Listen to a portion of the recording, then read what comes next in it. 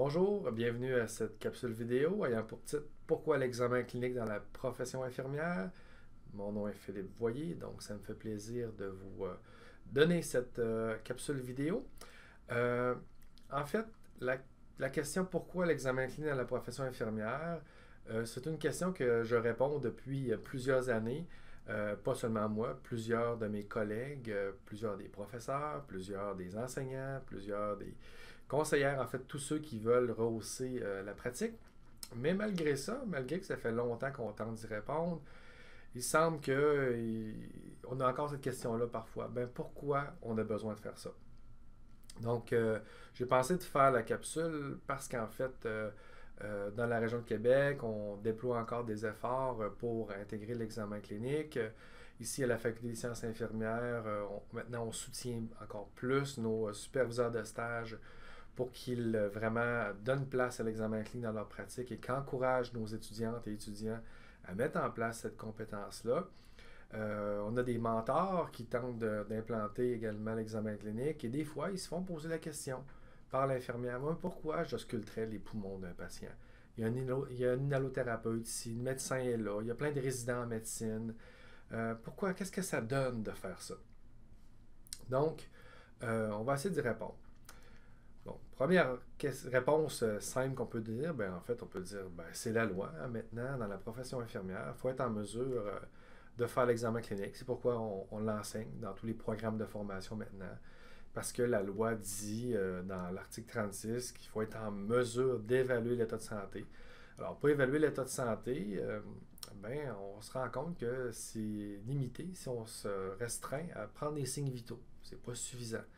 Et c'est encore plus pertinent chez la clientèle âgée, compte tenu qu'ils ont souvent des présentations atypiques. Donc, il faut être en mesure de faire l'examen clinique pour rencontrer les attentes de la loi.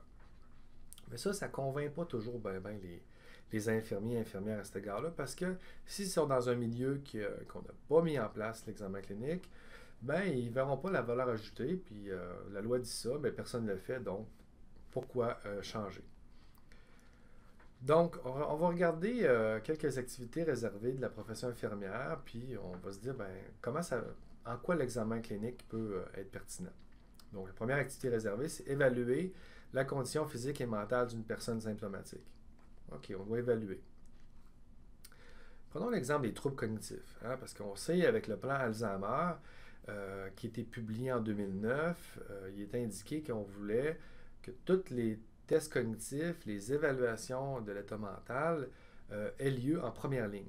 Donc, par le passé, c'était les cliniques de mémoire qui devaient faire les tests cognitifs. Ça devait être des neuropsychologues, des ergothérapeutes. Le Folstein, là, on dit, ah, ça c'est l'ergo, c'est le médecin. Alors, pourquoi ça a changé? Bon, ben, en fait, le plan Alzheimer me dit, écoutez, il faut que ça soit traité en première ligne. Comme, par exemple, l'hypertension. L'hypertension n'est pas suivi par un cardiologue. Fait que là, avec le vieillissement de la population, puis avec la prévalence qui va être importante de gens qui ont des troubles cognitifs, dont la maladie d'Alzheimer, bien, s'il fallait que tous ces gens-là soient suivis par des psychogériatres, des gériatres ou des neurologues, on ne s'en sortirait pas. Alors, c'est pour ça que le plan Alzheimer, qui était dirigé par le Dr. Bergman, qui est un gériatre, on a dit non, il faut que ça aille en première ligne, dans les GMF, dans les UMF, par les infirmières de centre d'hébergement, le soutien à domicile, etc. Donc, les indicateurs nous disent qu'il faut être en mesure d'évaluer les troubles cognitifs, mais là, les infirmières ne faisaient pas l'évaluation d'état mental, l'évaluation cognitive jusqu'à maintenant. Et lorsqu'on regarde l'activité réservée 1, c'est évaluer l'état mental et physique d'une personne symptomatique, mais en fait, de faire l'évaluation cognitive, ça s'inscrit directement dans ce qui était recommandé dans le plan Alzheimer, mais également dans les activités réservées de la profession infirmière. Donc, il y a vraiment une synergie là. Donc, lorsque l'infirmière, on lui apprend à faire une évaluation d'état mental, poser les questions nécessaires et par la suite de faire un test cognitif, que ce soit le test de l'horloge, que ce soit le MOCA, que ce soit le mini-examen d'état mental de Folstein, que ce soit un test de fluence verbale, en fait, elle fait qu'assumer son rôle, celui qui est attendu, et celui d'aujourd'hui et du futur également. Donc, évidemment, si un patient se plaint de troubles de mémoire, vous comprenez que si l'infirmière ne s'est pas mis à jour au niveau de ses compétences, bien, prendre les signes vitaux pour évaluer la cognition, ça ne marche pas, on va nulle part avec ça. Donc, il faut vraiment comprendre que de faire une évaluation de l'état mental, l'évaluation cognitive, c'est comme faire d'autres tests qu'on fait déjà depuis des années. L'échelle de Glasgow, par exemple, pour évaluer les signes de l'état de conscience et les signes neurologiques. Pourtant, on ne se questionne pas, est-ce que l'infirmière devrait le faire ou pas? En fait, c'est une échelle normée qui est validée pour évaluer, comme je disais, l'état neurologique. Donc, c'est l'échelle de Glasgow, on utilise ça. Il n'y a pas une infirmière qui va dire non, non, non, moi, je ne veux pas faire l'échelle de Glasgow, là, j'aimerais ça que ce soit un autre professionnel qui fasse ça. Je ne veux pas évaluer l'état neurologique. Alors, pourquoi tout à coup, certaines infirmières et infirmiers se posent la question pourquoi que ce serait moi qui ferais un test cognitif? Ben, en fait, c'est parce que c'est ton rôle.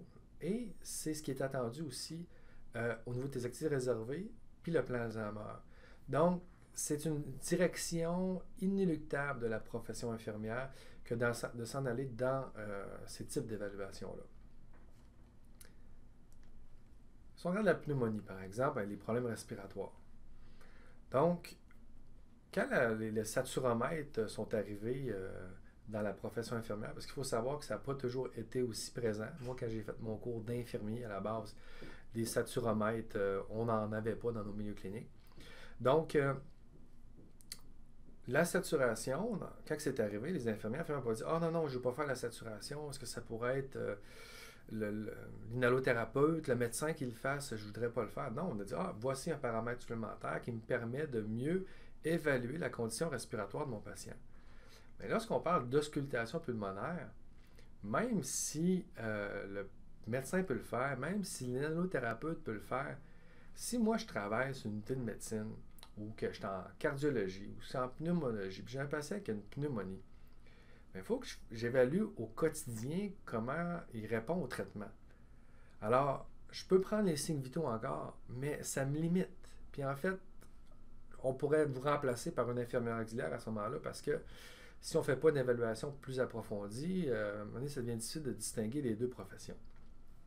Donc, il faut que l'infirmière soit en mesure d'ausculter les poumons, puis elle va tout simplement intégrer ça dans sa pratique pour être en mesure de juger ah, il répond bien à l'antibiothérapie, ah, il y a moins de sibilance, ah, les crépitants, ils ont une diminution. Donc, c'est un paramètre de plus qui va me permettre de bien juger la condition respiratoire d'un patient. Comme lorsqu'on a ajouté de la saturation, me permettait de faire ça. Ce qu'il faut savoir aujourd'hui, c'est que seulement se baser sur les signes vitaux, c'est insuffisant pour bien assumer mon rôle, pour détecter si le patient, par exemple, aussi aurait une pneumonie. Parce que si on pense, je suis en soutien à domicile, que je sois à l'urgence, si mon patient est dyspnéique, je veux savoir il y a du coup au poumon, ben, je vais l'ausculter, je vais être en mesure de savoir quelle est sa fonction respiratoire. Je suis à domicile, je suis en centre d'hébergement, il n'y a pas de changement. Donc voilà pourquoi il faut être en mesure de faire l'auscultation pulmonaire. Si j'ai un patient qui a des douleurs diffuses à l'abdomen, encore là, je vais prendre les signes vitaux, mais je suis très limité dans ce que je peux détecter, dans ce que je peux comprendre dans son fonctionnement intestinal. Si je fais l'inspection, je fais l'auscultation, je fais la percussion, si je fais la palpation de l'abdomen, je fais plusieurs tests de Bloomberg, de psoas, d'obturateur. Il y a un ensemble d'examens que je peux faire qui vont vraiment me permettre de bien apprécier le fonctionnement de l'abdomen de mon patient, puis de déterminer si c'est normal, anormal, l'urgence. Donc, encore là, quand l'infirmière dit pourquoi que je ferais un examen de l'abdomen, ben c'est uniquement pour être en mesure d'apprécier adéquatement ce qui se passe au niveau de l'abdomen.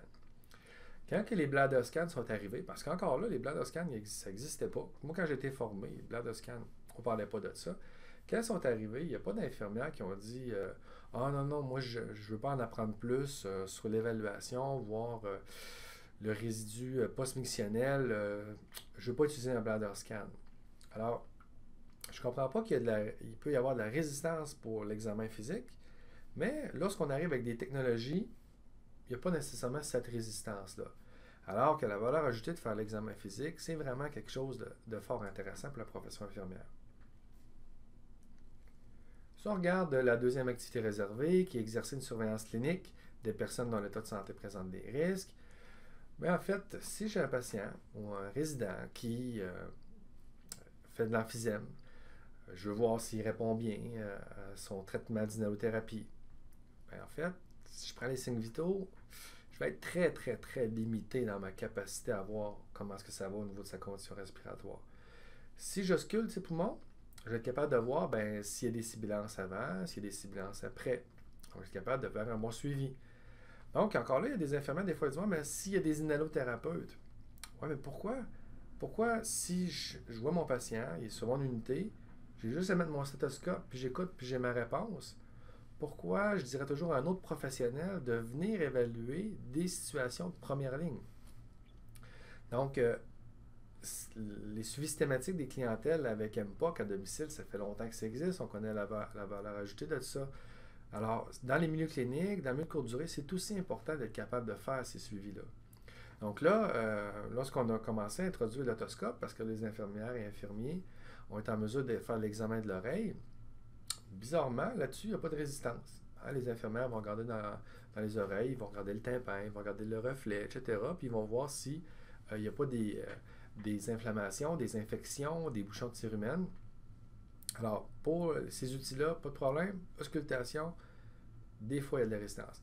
Hein, je fais ça, là, cette vidéo-là, pour un pourcentage qui est quoi? Qui est 5%, 10%, 15%, je ne sais pas quel pourcentage d'infirmiers et infirmières, mais c'est vraiment pour faire comprendre à ces personnes-là de ne pas avoir peur de l'examen clinique.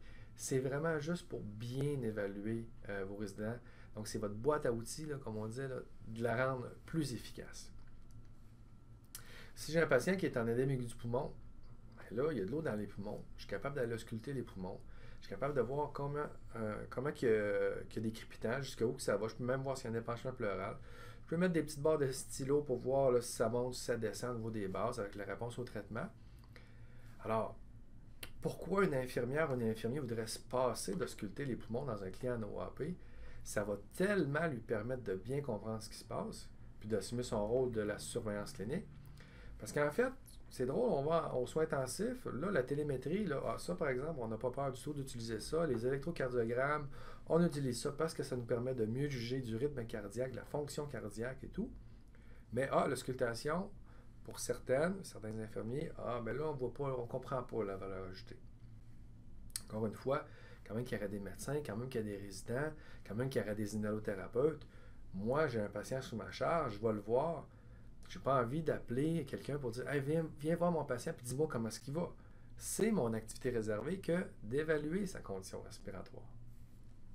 Ça semble de la base, hein, parce que ça fait depuis 2003 que la loi a changé. Je me sens quasiment un petit peu mal à l'aise de faire cette vidéo-là.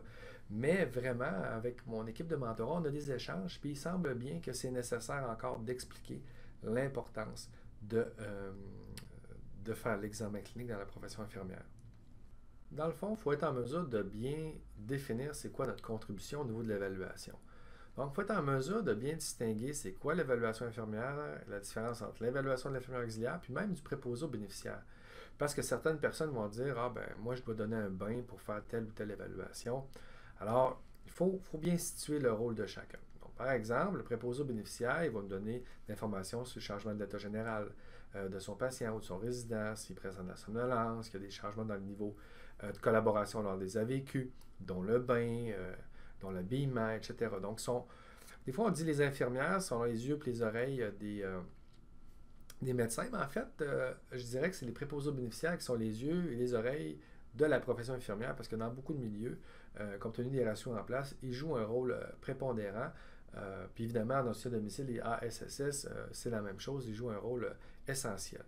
Si on regarde l'infirmière auxiliaire, elle va participer à la collecte des données initiales, elle va faire l'observation et la vérification des symptômes prédéterminés au PTI, elle va prendre les signes vitaux, la glycémie, la saturation, les signes neurologiques, l'état de conscience. Donc, elle peut faire beaucoup d'éléments d'évaluation. Donc, l'infirmière, elle, ce qu'elle ajoute à ça dans l'ensemble, c'est d'amener l'examen clinique avec l'histoire de santé ou l'anamnèse, puis l'examen physique en tant que tel. Donc, il y a vraiment une synergie, une contribution qui est différente de chacun d'eux. Mais vous comprenez que si l'infirmière, elle n'est pas en mesure de faire l'examen clinique, ben, on ne verra pas la différence avec l'infirmière auxiliaire qui est là. Même si on va prétendre que, mais elle a le jugement clinique, après les données d'ensemble, etc. Ben, en fait, sa contribution, son impact va être beaucoup plus grand si elle est en mesure d'aller chercher des données supplémentaires, données plus précises, objectivables sur la condition de la personne. Et lorsqu'on compare avec les médecins et les autres, ben, des fois, les gens vont dire « Ouais, mais là, si l'infirmier ou l'infirmière fait de l'auscultation, En fait, on peut identifier des crépitants, mais au niveau pulmonaire, on peut avoir une hypothèse, dire que ce soit des signes cliniques d'une infection respiratoire, mais il ne faut quand même faut pas confondre ça avec l'examen médical différentiel. Le diagnostic différentiel, c'est au médecin d'imputer réellement la cause, par exemple, des crépitants. Donc, est-ce que c'est une pneumonie ou est-ce que c'est un OAP? Est-ce que c'est de la fibrose, etc.? C'est le travail du médecin. Donc, si l'infirmière dit ben, la personne a des troubles cognitifs, donc on détecte qu'elle a des troubles cognitifs, ben, en fait, c'est pas à nous de dire que si c'est la maladie d'Alzheimer ou si c'est un délirium ou si c'est une hydrocéphalie à pression normale ou si c'est un hématome suddural. Non. On a détecté les troubles cognitifs, c'est un rôle important, mais c'est au médecin de faire le diagnostic différentiel. Donc, de faire l'évaluation cognitive, ce n'est aucunement de jouer le rôle du médecin. Il ne faut pas confondre les deux. Par la suite, lorsqu'on parle des ergothérapeutes, physiothérapeutes, nutritionnistes, diététistes, etc., il faut savoir d'abord que ce groupe professionnel-là, il faut les voir comme des experts de deuxième ligne. Okay? Ils interviennent dans la première ligne, évidemment, dans les UCDG, par exemple, dans les centres de jour, etc. Parce que c'est des gens qui ont déjà été sélectionnés pour avoir ces services-là, puis qui ont de la perte d'autonomie. Mais dans les services généraux de médecine, de centre d'hébergement, de soutien à domicile, à l'urgence ou autre, il faut vraiment réserver leur contribution à leur valeur ajoutée. Donc, parce qu'on ne peut pas les impliquer dans tous les dossiers. Hein. Il y a des milieux qui vont dire, ben nous, à chaque fois qu'il y a quelqu'un qui est une personne âgée de 75 ans, c'est le physio qui vient évaluer le risque de chute. Ou c'est l'ergo qui vient évaluer la dysphagie. Mais en fait, il faut savoir qu'ils sont moins de 5000 professionnels. Quand je dis 5000, là, 5000 physio et TRP. Ils sont moins de 5000 ergothérapeutes au Québec. On est, par exemple, 73 000 infirmiers et infirmières. Fait que si on implique les ergots à toutes les fois qu'il y a de la dysphagie, vous comprenez que ça ne fonctionnera pas. Là. On n'y arrivera pas là, parce qu'ils vont juste faire ça de l'évaluation. D'ailleurs, dans les milieux qui n'utilisent pas ces ressources-là comme une expertise de deuxième ligne, donc des gens spécialisés, ben en fait, ils sont toujours en train d'évaluer, puis ils n'ont pas le temps d'intervenir, puis ils ont des longues listes d'attente. Parce qu'en fait, ce qu'il faut comprendre, c'est que la première ligne, il faut qu'elle soit en mesure de faire des évaluations. Donc, si on pense aux chutes, l'infirmière doit faire, c'est elle qui doit évaluer le risque de chute. Elle doit évaluer le risque de chute, puis pour les personnes qui sont considérées à risque de chute, là, le médecin doit être impliqué. Donc, l'évaluation du risque de chute, ben, c'est parce qu'en fait, quand on fait cette évaluation-là, on va évaluer également par la suite toutes les causes potentielles. Puis si dans les causes, il y a une fonte musculaire, des problèmes de cette nature-là, c'est là qu'on va demander à la physiothérapeute. Mais comprenez que si c'est l'hypotension orthostatique qui cause son risque de chute, si encore c'est un problème visuel, une cataracte qui a besoin d'une chirurgie, c'est des effets secondaires d'un médicament, ou c'est un régime médicamenteux très complexe, vous comprenez que ça devient plus intéressant pour le patient qu'on implique le pharmacien à cette deuxième étape-là. Parce qu'on est face à une personne qui a un profil pharmacologique complexe. Donc, il faut bien comprendre qu'il faut solliciter ces experts-là au bon moment pour que les patients ou les résidents retirent tous les bénéfices. Donc, encore là, dans les milieux, si on dit, ben nous, on a des inhalothérapeutes, encore là, des inhalothérapeutes devraient être impliqués dans les cas d'MPOC complexes, réfractaires au traitement, qui font plusieurs exacerbations. Mais sinon, les MPOC qui répondent bien au traitement, qui sont hospitalisés pour d'autres conditions, mais qui sont MPOC, l'infirmière ou l'infirmier doit être en mesure de faire un suivi adéquat de ces conditions-là. Alors, comment faire avancer ça? Hein? Si vous regardez dans votre milieu, peut-être que vous êtes déjà tout rendu là, et que ça va très bien. Sinon, ben, il faut travailler pour faire avancer ça. Il faut travailler sur le plan organisationnel, puis il faut travailler sur le plan des compétences. Donc, c'est un modèle que j'ai déjà présenté dans la capsule présentant le programme de réorganisation au CSS Vieille-Capitale. En fait, c'était une conférence web.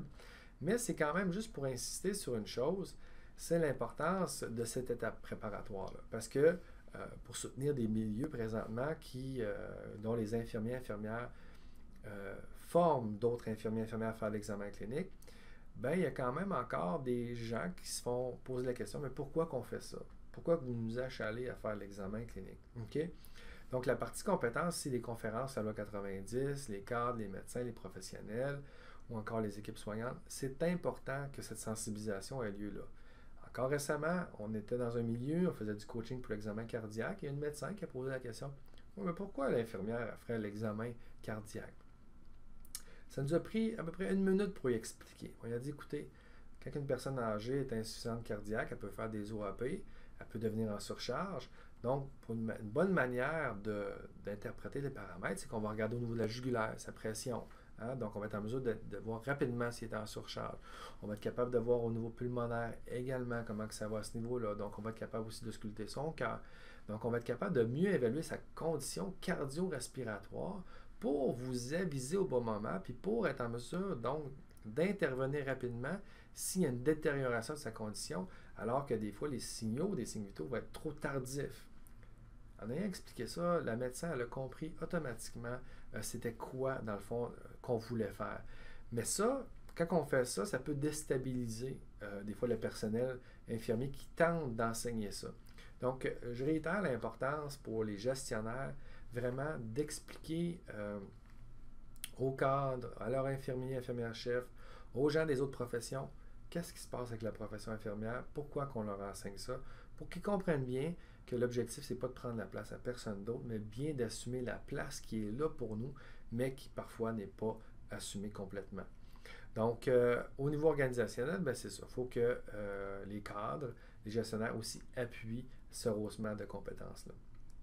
Donc, par la suite, les autres étapes, c'est comment favoriser l'intégration. Puis, à ce sujet-là, c'est le fameux programme de rehaussement des compétences dans lequel, d'un côté, on forme des infirmières, on forme des coachs pour qu'ils soient en mesure vraiment de consolider leurs compétences, se coacher entre eux, entre elles, pour développer cette capacité-là. Puis, de l'autre côté, ben, c'est de faire des sondages avec les infirmières. C'est quoi les contraintes? Quelles sont les fonctions qu'elles font présentement qui occupent beaucoup de leur temps puis qui pourraient être faites par quelqu'un d'autre? Par exemple, distribuer les médicaments. Donc, quand on a des infirmières auxiliaires dans notre milieu qui peuvent distribuer les médicaments ou encore faire des ponctions veineuses, bien, si vos infirmières disent ben moi, j'ai pas le temps de sculpter, de faire un bon suivi de mes patients, j'ai pas le temps de dépister s'ils ont des troubles cognitifs ou autres, mais je prends des prises de sang, je prends des signes vitaux, mais vous comprenez que actuellement, comme gestionnaire, vous êtes en train de payer des infirmières à faire des choses qu'une infirmière auxiliaire pourrait faire, mais en même temps, il y a tout un champ qui est là, qui est non occupé, qui est de faire un bon suivi de la clientèle avec maladie chronique ou autre. Donc, lorsqu'on parle dans le réseau de l'importance d'avoir un accès à un médecin de famille parce qu'ils sont débordés, ben en fait, une partie de ça, c'est justement que tous les suivis des maladies chroniques n'est pas réussi à être implanté partout présentement, ce qui fait qu'il y a beaucoup de gens qui vont voir des médecins pour des problèmes, pour des questionnements qui auraient pu être répondus par des infirmières et infirmiers si ces derniers aussi étaient en mesure de jouer pleinement leur rôle d'évaluation, d'enseignement, de coaching auprès de cette clientèle-là. Alors voilà, en conclusion, ce que je vous ai parlé là aujourd'hui, en fait, en 2003, je disais ça aussi. Donc, c'est rien de nouveau que je vous ai transmis là. Le seul élément qu'on pourrait dire, c'est qu'il y a urgence d'agir aujourd'hui. Je peux vous parler, présentement, on est en 2015, là. Nous, à l'Université Laval, maintenant, on fait un travail très fort présentement avec nos superviseurs de stage. On leur a écrit des lettres directement pour les soutenir. Une lettre qui est signée par la doyenne, par les DSI, par la directrice de soins de personnes âgées également, pour stimuler un peu les troupes à dire, écoutez, là, on doit aller de l'avant pour que les infirmiers et infirmières fassent l'examen clinique pour le bénéfice de la clientèle. Donc, ce que je vous dirais, c'est ne pas lâcher. La loi a changé en 2003, on ne reculera pas, il faut continuer à avancer.